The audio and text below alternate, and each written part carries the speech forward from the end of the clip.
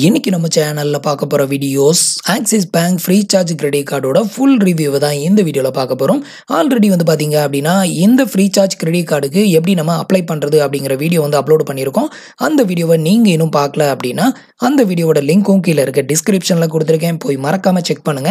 So இந்த வீடியோவில் பாத்தீங்க அப்படின்னா இந்த பர்டிகுலர் கிரெடிட் கார்டை நம்ம வாங்கணும் அப்படின்னா இந்த கிரெடிட் கார்டுனால நமக்கு என்னென்ன பெனிஃபிட் அண்ட் ஃபியூச்சர்ஸ் கிடைக்கும், அது மட்டும் இல்லாமல் இதில் என்னென்ன சார்ஜஸ்லாம் பிடிக்கிறாங்க, அது எவ்வளோ பிடிக்கிறாங்க, நெக்ஸ்ட் இந்த கிரெடிட் கார்டுக்கு நம்ம எப்படி அப்ளை பண்றது, இந்த கிரெடிட் கார்டுக்கு அப்ளை பண்ணணும் அப்படின்னா மினிமம் எலிஜிபிலிட்டி என்ன, இதை பற்றின எல்லா டீட்டெயிலும் இந்த வீடியோவில் ஸ்டெப் பை ஸ்டெப் பார்க்கலாம். ஸோ ஆல்ரெடி நீங்கள் இந்த கிரெடிட் கார்டு வச்சிருக்கீங்க அப்படின்னா ஸோ இந்த வீடியோவை ஸ்கிப் பண்ணாமல் ஃபுல்லாகவே பாருங்க. அப்போ தான் இந்த கிரெடிட் கார்டில் உங்களுக்கு என்னென்ன பெனிஃபிட் அண்ட் ஃபியூச்சர்ஸ் கிடைக்கும் அப்படிங்கிறத நீங்கள் தெரிஞ்சுக்கிறதுக்கு இந்த வீடியோ உங்களுக்கு ரொம்பவே ஹெல்ப்ஃபுல்லாக இருக்கும். ஸோ தேவையில்லாமல் சார்ஜஸை அவாய்ட் பண்ணுறதுக்கும் கண்டிப்பாக இந்த வீடியோவை ஸ்கிப் பண்ணாமல் பாருங்க. ஸோ இப்போ பார்த்தீங்க அப்படின்னா இந்த கிரெடிட் கார்டை பற்றின டீட்டெயில் பார்க்கலாம். ஸோ இந்த கிரெடிட் கார்டை பார்த்தீங்க அப்படின்னா ஆக்சிஸ் பேங்க் தான் ப்ரொவைட் பண்ணுது. இதை நம்ம FreeCharge அப்ளிகேஷன் மூலமாக தான் நம்ம இந்த கிரெடிட் கார்டுக்கு அப்ளை பண்ணணும். ஸோ இதில் பார்த்தீங்க அப்படின்னா ரெண்டு வேரியண்டான கிரெடிட் கார்டு ப்ரொவைட் பண்ணுறாங்க. ஒன்று பார்த்தீங்க அப்படின்னா axis bank FreeCharge credit card, another ஒன்று பார்த்தீங்க அப்படின்னா axis bank FreeCharge plus credit card. So ப்ளஸில் பார்த்தீங்க அப்படின்னா சார்ஜஸ் கொஞ்சம் அதிகமாக இருக்கும். ஸோ வெறும் FreeCharge கிரெடிட் கார்டில் பார்த்தீங்க அப்படின்னா ஆனுவல் சார்ஜஸ் கம்மியாக இருக்கும். FreeCharge கிரெடிட் கார்டில் 250 annual charges, FreeCharge plus credit கார்டில் 350 ஆனுவல் சார்ஜஸ் இருக்கும். ஸோ ஃபர்ஸ்ட் பார்த்தீங்க அப்படின்னா இந்த கிரெடிட் கார்டில் நமக்கு என்னென்ன பெனிஃபிட் அண்ட் ஃபியூச்சர்ஸ் கிடைக்குது அப்படிங்கிற டீட்டெயிலை பார்த்துடலாம். ஸோ இந்த கிரெடிட் கார்டில் நமக்கு கிடைக்கக்கூடிய ஃபர்ஸ்ட் பெனிஃபிட் பார்த்தீங்க அப்படின்னா இந்த கார்டுக்கு நீங்கள் அப்ளை பண்ணணும் அப்படின்னு நினச்சிங்கன்னா உங்களுக்கு ஜாயினிங் ஃபீ அப்படிங்கிற ஒன்று கிடையாது, பட் ஆனுவல் மெயின்டெனன்ஸ் ஃபீ அப்படிங்கிறது இருக்கும். ஸோ ஆனுவல் மெயின்டெனன்ஸ் ஃபீ எவ்வளோ பிடிக்கிறாங்க அப்படிங்கிறத பின்னாடி உங்களுக்கு எக்ஸ்பிளைன் பண்ணுறேன் சார்ஜஸில். ஸோ இதில் இப்போ என்னென்ன பெனிஃபிட் இருக்குன்னு பார்க்கலாம். ஸோ செகண்ட் பெனிஃபிட் என்ன அப்படின்னு பார்த்தீங்கன்னா get voucher code worth 700 rupees. இந்த கிரெடிட் கார்டுக்கு நீங்கள் அப்ளை பண்ணி உங்களுக்கு அப்ரூவல் ஆச்சு அப்படின்னா உங்களுக்கு 700 ரூபாய்க்கு ஒர்த்தான உங்களுக்கு வவுச்சர் கோடு கொடுப்போம் அப்படின்னு சொல்லியிருக்காங்க. இந்த 700 ரூபாய்க்கான வவுச்சர் கோடு மொத்தமாக கொடுக்க மாட்டாங்க. வெப்சைட் 2 வெப்சைட்டில் பிரித்து 350 கொடுப்பாங்க. இப்போ பார்த்தீங்க அப்படின்னா புக் மை ஷோவில் ப்ரொவைட் பண்ணுறாங்க. அனதர் ஒன்று பார்த்தீங்க அப்படின்னா மைத்ரா அப்ளிகேஷனில் ஒரு 350 ரூபாய்க்கு உங்களுக்கு வவுச்சர் கோடு கொடுக்குறாங்க. ஸோ இந்த 2 வெப்சைட்டில் நீங்கள் போய் கிளைம் பண்ணிக்கலாம். ஸோ இந்த வெப்சைட் பார்த்தீங்க அப்படின்னா ஃபிக்ஸட் கிடையாது. ஸோ டைமிங் மாறுபடும். ஸோ நீங்கள் அப்ளை பண்ணுற டைமில் எந்த வெப்சைட்டில் ஆஃபர் ப்ரொவைட் பண்ணுறாங்களோ அந்த 2 வெப்சைட்டில் இந்த வவுச்சர் கோடு உங்களுக்கு ப்ரொவைட் பண்ணுவாங்க. ஸோ அடுத்த செகண்ட் பெனிஃபிட் என்ன அப்படின்னு பார்த்தீங்கன்னா 5% cashback on all FreeCharge spend. அதாவது இந்த கிரெடிட் கார்டை நம்ம FreeCharge அப்ளிகேஷன் மூலமாக தான் நம்ம அப்ளை பண்ணி வாங்குறோம். ஸோ அதனால நீங்கள் FreeCharge அப்ளிகேஷன் மூலமாக நீங்கள் ரீசார்ஜ் இல்லை பில் பேமெண்ட் எந்த ஒரு பில் பேமெண்ட் பண்ணாலும் சரி, ஸோ அந்த பில் பேமெண்ட்டை இந்த பர்டிகுலர் கிரெடிட் கார்டை யூஸ் பண்ணி நீங்கள் பில் பேமெண்ட் பண்ணும்போது உங்களுக்கு நீங்கள் பண்ணக்கூடிய அந்த பேமெண்ட் அமௌண்ட்டில் 5% டிஸ்கவுண்ட் கிடைக்கும் அப்படின்னு சொல்லியிருக்காங்க. இது ஒன்லி அந்த FreeCharge அப்ளிகேஷனில் நீங்கள் பண்ணக்கூடிய அந்த அமௌண்ட்டுக்கு மட்டும்தான். வேறு வெப்சைட்டில் நீங்கள் ஏதாவது ஒரு பில் பேமெண்ட் பண்ணுறீங்க அப்படின்னா உங்களுக்கு 5% கிடையாது. ஸோ அதுக்கு 1% தான் கொடுக்குறாங்க. 1% cashback on all other spend.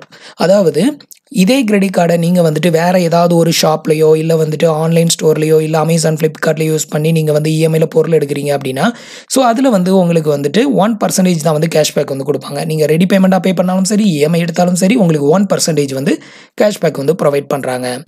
So அடுத்தது பார்த்தீங்க அப்படின்னா 2% கேஷ்பேக் ஆன் டெய்லி ட்ராவல். அதாவது டெய்லி ட்ராவலுக்கு நம்ம யூஸ் பண்ணக்கூடிய ஓலா, உப்பர், அதே மாதிரி ரேபிட்டோ, இது மாதிரி டெய்லி நம்ம ட்ராவலுக்கு யூஸ் பண்ணக்கூடிய இது மாதிரியான வெப்சைட்டில் பார்த்தீங்கன்னா உங்களுக்கு 2% வரைக்கும் கேஷ்பேக் கொடுக்குறாங்க. அதாவது டெய்லி ட்ராவலில் நீங்கள் காசு பே பண்ணுவீங்க. எக்ஸாம்பிளுக்கு நீங்கள் ஓலாவில் ஒரு டாக்ஸி புக் பண்ணுறீங்க அப்படின்னா அதுக்கான பேமெண்ட்டை ஆன்லைன்லேயே அதுவும் இந்த கிரெடிட் கார்டை யூஸ் பண்ணி நீங்கள் பில் பேமெண்ட் பண்ணும்போது உங்களுக்கு அந்த பேமெண்ட் அமௌண்ட்டில் 2% டிஸ்கவுண்ட் ஆகும். இது டெய்லி ட்ராவலுக்கு டெய்லி உங்களுக்கு இந்த 2% அப்ளிகபிள் ஆகும்.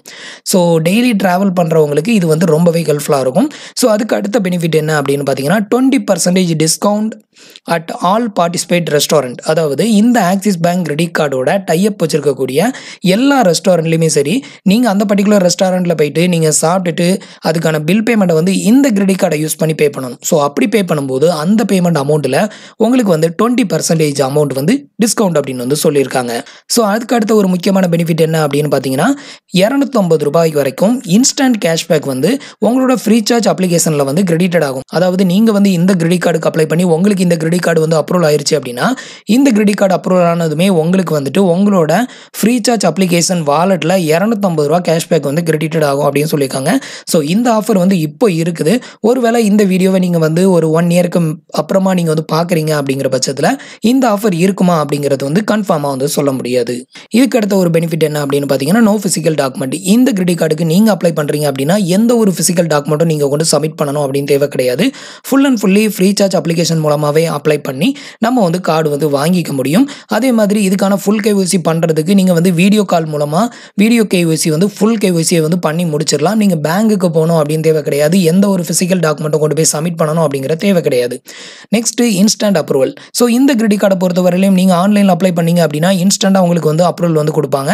அல்லது ரிஜெக்டடும் ஆகும். ஸோ 100% அப்ரூவல் ஆகும் அப்படிங்கிறதுக்கு எந்த கேரண்டியுமே கிடையாது. எந்த கிரெடிட் கார்டுக்கு அப்ளை பண்ணாலும் உங்களுக்கு எலிஜிபிலிட்டி இருந்தது அப்படின்னா மட்டும்தான் இன்ஸ்டண்ட்டாக அப்ரூவல் ஆகும். ஸோ இந்த கிரெடிட் கார்டு வந்து உங்களுக்கு வந்து அப்ரூவல் ஆயிருச்சு அப்படின்னா விர்ச்சுவல் கிரெடிட் கார்டு வந்து இமீடியட்டாகவே கொடுத்துருவாங்க. ஸோ ஆன்லைன்லேயே உங்களுக்கு விர்ச்சுவல் கிரெடிட் கார்டு வந்து டிஸ்ப்ளே பண்ணுவாங்க. அதை ஆக்டிவேட் பண்ணி இன்ஸ்டண்ட்டாகவே நீங்கள் வந்து யூஸ் பண்ண ஆரம்பிச்சிடலாம். இதுக்கு அடுத்தது இந்த கிரெடிட் கார்டை வந்துட்டு நீங்கள் அமேசான், ஃப்ளிப்கார்ட்டில் வந்துட்டு இஎம்ஐயில் பொருளை வந்து ஷாப்பிங் பண்ணுறதுக்கும் இல்லை ரெடி கேஷாக வந்து வாங்குறதுக்கும் உங்களுக்கு இந்த கிரெடிட் கார்டு வந்து யூஸ் ஆகும். ஸோ இது வந்து ஷாப்பிங்க்கும் உங்களுக்கு இஎம்ஐக்கும் யூஸ் ஆகும். ஸோ இதுக்கு அடுத்தது வந்து பார்த்தீங்க அப்படின்னா annual fee waive off annual spend milestone 50,000. அதாவது நீங்கள் வந்துட்டு இந்த கிரெடிட் கார்டை வந்து ஒரு வருஷத்துக்கு ₹50,000 மேலே நீங்கள் யூஸ் பண்ணிட்டீங்க அப்படின்னா ஆல்ரெடி உங்களுக்கு சொல்லியிருப்பேன் ஆனுவல் மெயின்டெனன்ஸ் சார்ஜஸ் வந்து ஒரு ₹250 பிடிக்கிறாங்க அப்படின்னு சொல்லிட்டு அந்த ₹250 உங்களுக்கு பிடிக்க மாட்டாங்க. ஃபர்ஸ்ட் இயர் உங்களுக்கு ஜாயினிங் ஃபீ கிடையாது. செகண்ட் இயர் வந்து ஆனுவல் மெயின்டெனன்ஸ் ஃபீ வந்து பிடிப்பாங்க. ஸோ இந்த ஆனுவல் மெயின்டெனன்ஸ் ஃபீ வந்து பிடிக்காம இருக்கணும் அப்படின்னு நினச்சிங்கன்னா இந்த கிரெடிட் கார்டை நீங்கள் ரெகுலராக யூஸ் பண்ணும்போது ஒரு வருஷத்துக்கு மேக்ஸிமம் 50,000 தான் சொல்லியிருக்காங்க. நீங்கள் 50,000க்கு மேலே கொண்டு போயிட்டீங்க அப்படின்னா இதோட டோட்டல் ஸ்பெண்ட் அமௌண்ட் வந்து 50,000க்கு மேலே போயிருச்சு அப்படிங்கிற பட்சத்தில் ஆனுவல் மெயின்டெனன்ஸ் சார்ஜஸ் அப்படிங்கிற அந்த ₹250 வந்து உங்களுக்கு பிடிக்க மாட்டாங்க. ஸோ அதை தான் வந்து இதில் சொல்லியிருக்கிறாங்க.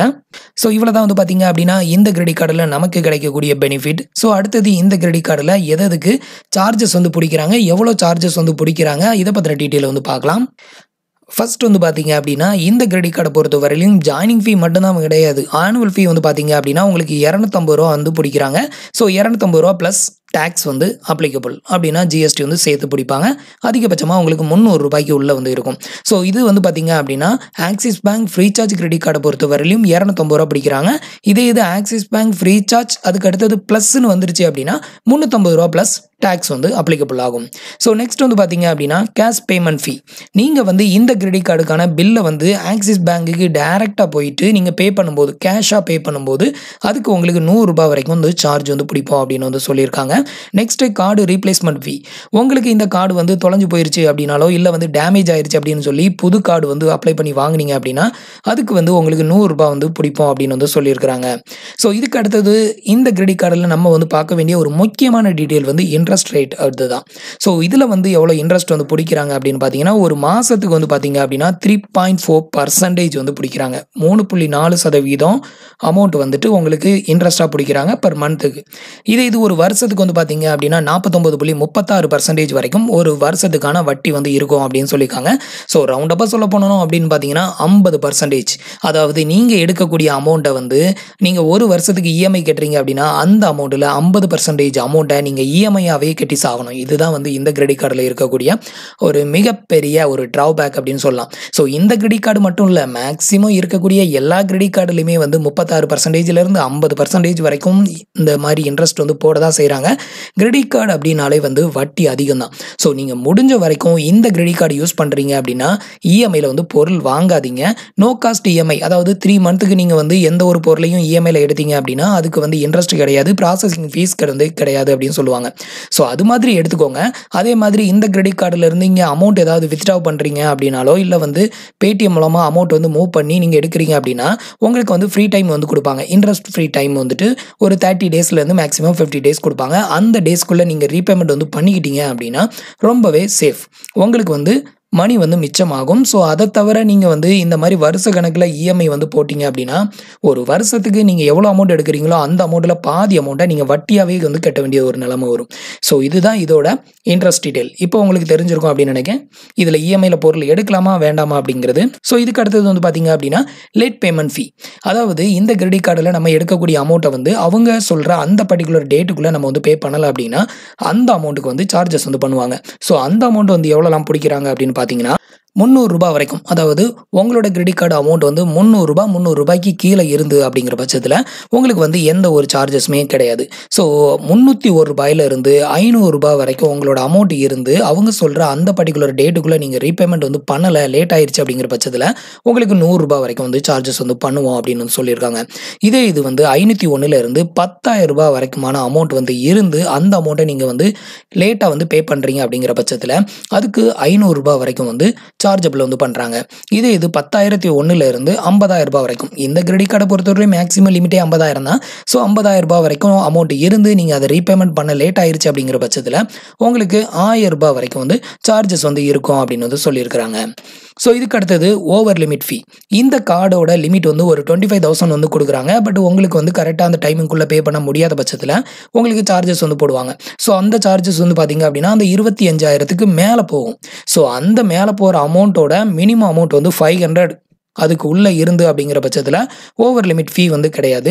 ₹501 இருந்து உங்களுக்கு எவ்வளோ அமௌண்ட் இருக்கோ அந்த அமௌண்ட்டில், எக்ஸாம்பிளுக்கு இப்போ ₹501 இருக்குது அப்படின்னா இந்த ₹501 2.5% அமௌண்ட் வந்து உங்களுக்கு ஓவர் லிமிட் ஃபீயாக வந்து பிடிப்போம் அப்படின்னு வந்து சொல்லியிருக்கிறாங்க.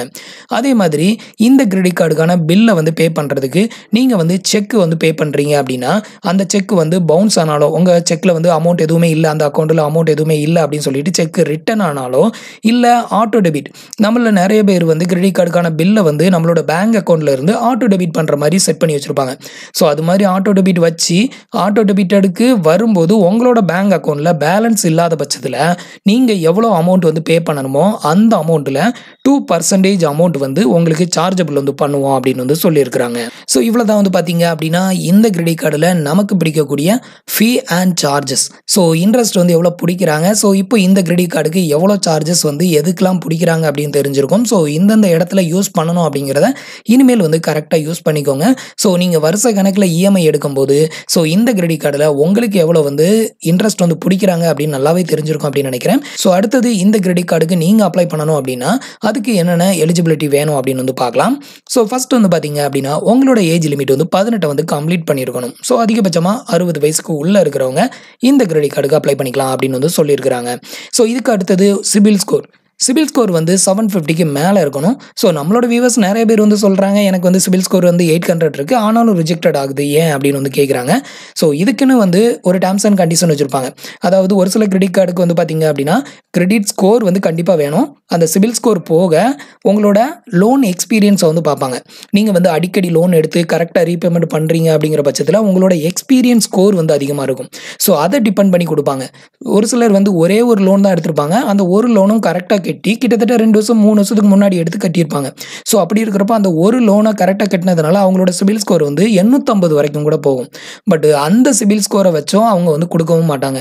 ஸோ நீங்கள் நிறையா லோன் எடுத்து கரெக்டாக கட்டியிருக்கீங்க அப்படிங்கிறத பார்ப்பாங்க. ஸோ அந்த மாதிரி லோன் ஹிஸ்ட்ரி அதிகமாக இருக்கும்போது ஈஸியாக வந்து கிரெடிட் கார்டு வந்து அப்ரூவல் ஆகும். ஸோ எனக்குலாம் வந்து பார்த்தீங்க அப்படின்னா நிறைய அந்த கிரெடிட் கார்டுக்கு அப்ளை பண்ணி எனக்கு சிபில் ஸ்கோர் வந்து இப்போ வந்து 590 தான் வந்து இருக்குது. ஸோ இது மாதிரி சிபில் ஸ்கோர் வந்து ரொம்ப கம்மியாக இருந்தாலும் உங்களோட லோன் வந்து இல்லை உங்களோட கிரெடிட் கார்டு வந்து கண்டிப்பாக ரிஜெக்டட் ஆக தான் செய்யும். ஸோ அதனால் வந்து 750க்கு மேலே இருக்கணும் அப்படின்னா வெறும் 750க்கு மேலே சிபில் ஸ்கோரை மட்டும் வச்சும் ஒன்றும் பண்ண முடியாது. அதேமாதிரி நமக்கு மந்த்லி இன்கம் வந்து எவ்வளோ வருது அப்படிங்கிறத பார்ப்பாங்க. அதே மாதிரி நீங்கள் தனியாக இருக்கீங்களா இல்லை ஃபேமிலியோட இருக்கீங்களா, உங்களோட ஆனுவல் ஸ்பெண்ட் எவ்வளோ, மந்த்லி ஸ்பெண்ட் எவ்வளோ, இதெல்லாம் வந்து அவங்க கால்குலேட் பண்ணி உங்களுக்கு எவ்வளோ மிச்சம் வரும் அதெல்லாம் டிபெண்ட் பண்ணி தான் உங்களுக்கு கிரெடிட் கார்டே அப்ரூவல் பண்ணுவாங்க. ஸோ உங்களுக்கு சேலரி ரொம்ப கம்மியாக வருது அப்படிங்கிற பட்சத்தில் கூட ரிஜெக்டட் ஆக தான் செய்யும். இதுக்கப்புறம் உங்களோட பேன் கார்டு நம்பர் கொடுத்தாலே போதும். அதுக்கப்புறம் ஃபுல் கேவிசியில் வந்து உங்களோட PAN card photo, Aadhaar card photos வந்து நீங்கள் டிஸ்பிளே பண்ணணும். அப்போ வந்து ஃபுல் கேவிசி வந்து கம்ப்ளீட்டட் ஆயிரும். Next regular income of source. உங்களுக்கு வந்து ரெகுலராக இன்கம் வர்றதுக்கு நீங்கள் வந்து ஒரு சேலரிடாவோ இல்லை செல்ஃப் எம்ப்ளாயோ இருக்கணும். ஸோ அப்படி இருந்தால் மட்டும்தான் வந்து இந்த கார்டு வந்து கொடுப்போம் அப்படின்னு வந்து சொல்லியிருக்கிறாங்க. ஸோ இவ்வளோ தான் வந்து பார்த்தீங்க அப்படின்னா இந்த கிரெடிட் கார்டுக்கான eligibility with document detail. Full KYC பண்ணும்போது செல்ஃபி ஃபோட்டோ, உங்களோட signature, Aadhaar card, PAN card detail எல்லாத்தையும் டிஸ்பிளே பண்ணணும், ஃபோட்டோ எடுத்து அப்லோடு பண்ணணும். ஸோ இதெல்லாம் பண்ணிட்டீங்க அப்படின்னா ஃபுல் கேவிசி கம்ப்ளீட்டட் ஆயிரும். பேங்குக்கே போகாமல் ஈஸியாக நீங்கள் இந்த கிரெடிட் கார்டு வந்து வாங்கிக்க முடியும். ஸோ இப்போ இந்த கிரெடிட் கார்டில் நமக்கு என்னென்ன பெனிஃபிட் அண்ட் ஃபியூச்சர்ஸ் வந்து கிடைக்குது, நெக்ஸ்ட் இந்த கிரெடிட் கார்டில் வந்து எவ்வளோ சார்ஜஸ் எதுக்கெல்லாம் பிடிக்கிறாங்க, இந்த கிரெடிட் கார்டுக்கு நம்ம அப்ளை பண்ணணும் அப்படின்னா என்ன எலிஜிபிலிட்டி அப்படிங்கிற எல்லா டீட்டெயிலும் உங்களுக்கு தெரிஞ்சிருக்கும் அப்படின்னு நினைக்கிறேன். ஸோ இந்த வீடியோ உங்களுக்கு எந்த அளவுக்கு இன்ஃபர்மேட்டிவாக இருந்தது அப்படிங்கிறத மறக்காம கீழ இருக்கிற கமெண்ட் பாக்ஸில் சொல்லுங்கள். உங்களுக்கு வேறு ஏதாவது ஒரு பர்டிகுலர் கிரெடிட் கார்டோட ஃபுல் ரிவ்யூ தேவைப்பட்டுச்சு அப்படின்னு நினச்சிங்கன்னா அந்த கிரெடிட் கார்டோட நேமை கீழே மென்ஷன் பண்ணுங்கள். ஸோ அடுத்த வீடியோவில் அந்த கிரெடிட் கார்டோட ஃபுல் ரிவ்யூவையும் பார்க்கலாம். ஸோ ஃப்ரெண்ட்ஸ், இந்த இன்ஃபர்மேஷன் உங்களுக்கு யூஸ்ஃபுல்லாக இருந்தது அப்படின்னா மறக்காமல் உங்களோட ஃப்ரெண்ட்ஸுக்கும் ரிலேட்டிவ்க்கும் ஷேர் பண்ணுங்கள். மறக்காமல் நம்மளோட சேனலுக்கு சப்ஸ்கிரைப் பண்ணி சப்போர்ட் பண்ணுங்கள். தேங்க்ஸ் ஃபார் வாட்சிங்.